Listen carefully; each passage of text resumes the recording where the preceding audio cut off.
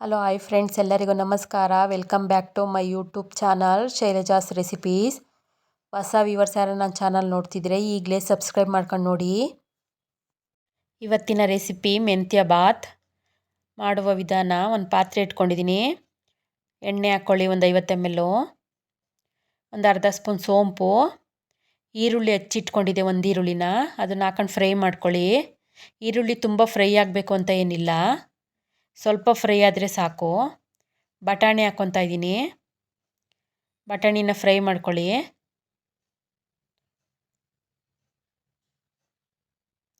ಒಂದು ಅರ್ಧ ಕಟ್ಟು ಮೆಂತ್ಯ ಸೊಪ್ಪು ತೊಗೊಂಡಿದ್ದೀನಿ, ಚೆನ್ನಾಗಿ ತೊಳೆದು ಹಚ್ಚಿಟ್ಕೊಂಡಿದ್ದೀನಿ.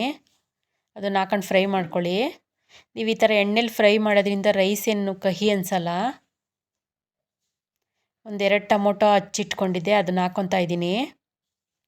ಈಗ ಮಸಾಲಾಗೆ ಒಂದೆರಡು ಸ್ಪೂನ್ ತೆಂಗಿನಕಾಯಿ ತುರಿ, ಸೋಂಪು, ಚಕ್ಕೆ, ಲವಂಗ, ಶುಂಠಿ, ಬೆಳ್ಳುಳ್ಳಿ, ಇದನ್ನು ಚೆನ್ನಾಗಿ ಪೇಸ್ಟ್ ಮಾಡಿ ಹಾಕಬೇಕು. ಸ್ವಲ್ಪ ಮಿಕ್ಸಿ ಜಾರಿಗೆ ನೀರು ಹಾಕ್ಬಿಟ್ಟು ಹಾಕಿ ಚೆನ್ನಾಗಿ ಫ್ರೈ ಆಗಲಿ. ಇದು ಮಾರ್ನಿಂಗ್ ಬ್ರೇಕ್ಫಾಸ್ಟಿಗೆ ಒಳ್ಳೆ ರೆಸಿಪಿ. ನೀವು ಇದನ್ನು ಕುಕ್ಕರಲ್ಲೂ ಮಾಡ್ಕೋಬೋದು, ಸಖತ್ತಾಗಿರುತ್ತೆ.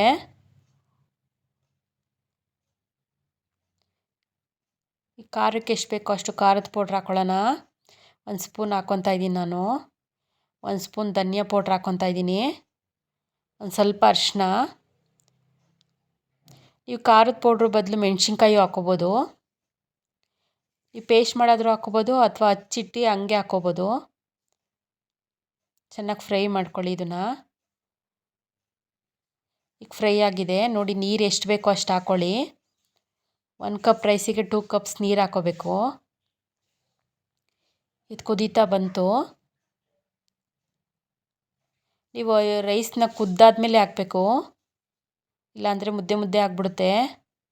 ನೋಡಿ, ಈಗ ರೈಸ್ ತೊಳೆದಿಟ್ಕೊಂಡಿದ್ದೆ ನಾನು, ಹಾಕ್ಕೊತಾ ಇದ್ದೀನಿ.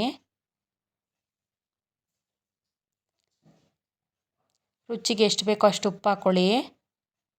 ಇದು ಚೆನ್ನಾಗಿ ಕುದೀಲಿ.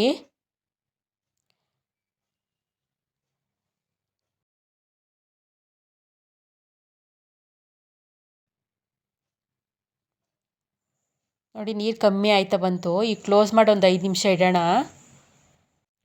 ಕ್ವಿಕ್ಕಾಗಿ ಮಾರ್ನಿಂಗ್ ಬ್ರೇಕ್ಫಾಸ್ಟಿಗೆ ಬೇಗ ಮಾಡ್ಕೋಬೋದು. ನೀವು ಕುಕ್ಕರಲ್ಲಾದರೆ 2 ವಿಷಲ್ ಹೊಡ್ಸಿದ್ರಾಯ್ತು. Thank you for watching. Bye.